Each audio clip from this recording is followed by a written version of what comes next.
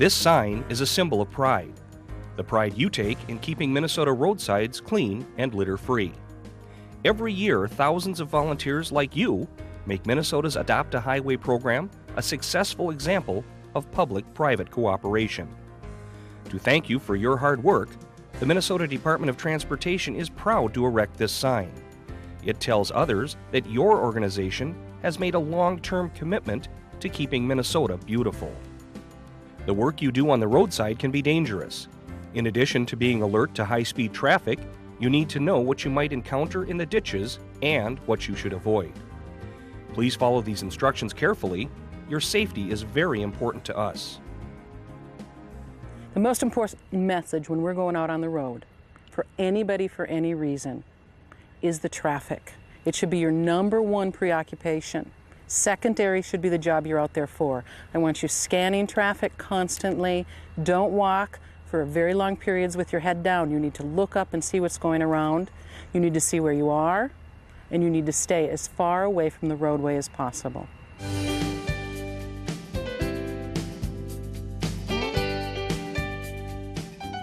This is a work day, so wear your work clothes. Choose blue jeans or other sturdy work pants, and long sleeves will protect you from scratches and sunburn. Your hands and feet are especially vulnerable to injury. Wear heavy gloves, preferably leather, for picking up dirty or broken items. And wear your work boots, hiking boots, or heavy leather shoes. They can help prevent turned ankles or punctures. And don't forget a bright hat or a visor. It'll protect you from the sun, plus it will make you more visible to passing motorists. It's a good idea to bring along your sunglasses, sunscreen, and some insect repellent. And don't forget a plentiful supply of drinking water. It's very important to stay hydrated while you work. And finally, wear your orange safety vest. MNDOT requires it. In fact, you should put it on before you arrive at your site. The purpose of the vest is so that motorists can see you.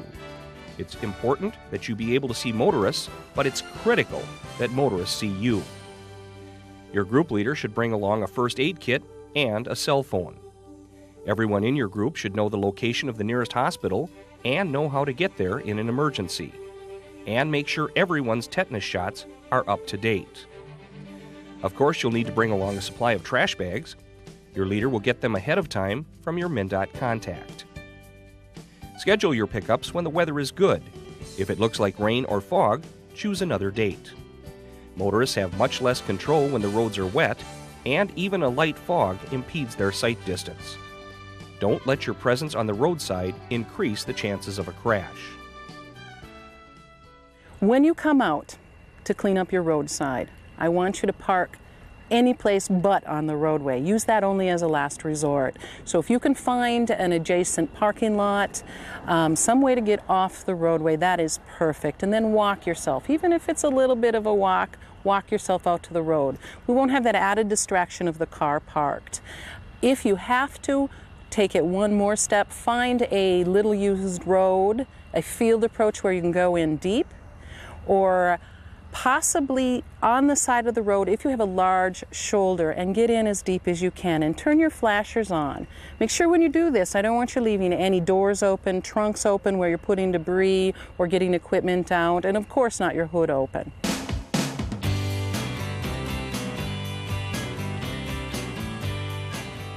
It's best to carpool to the site. This reduces the number of vehicles parked on the roadside. The best solution is to appoint a designated driver who can drop you off and pick you up again when you're done. Otherwise, find a place to park that's safe and visible well off the traveled way. If possible, choose a parking lot or a seldom used approach. If you must park on the shoulder, park to the far right of the white line so your vehicle does not encroach onto the driving lane.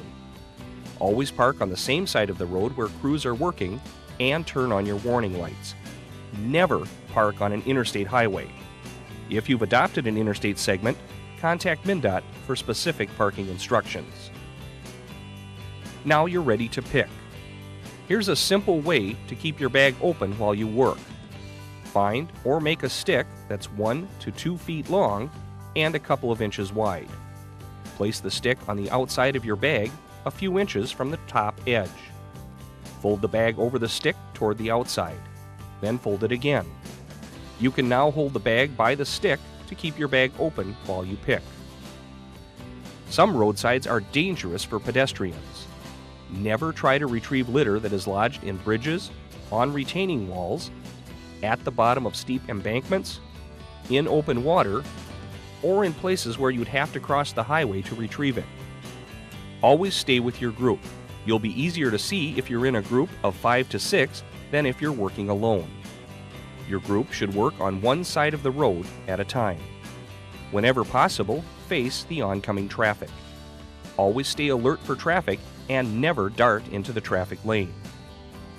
Never horse around on the roadside. It creates a distraction to drivers and can cause a crash. You'll need to pay attention to the traffic and the job at hand, so leave your headsets at home. And when you get tired, take a break. While you're picking up litter, watch for dangerous objects and handle them very carefully. Be alert for broken glass, sharp metal objects, and boards with exposed nails.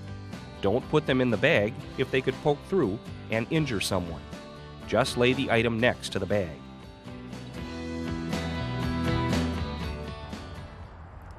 As an Adopt a Highway volunteer, your number one priority is your own personal safety. If you come across hazardous waste, anything suspicious, or you are unsure of, do not pick it up. Note its location and report it to MNDOT.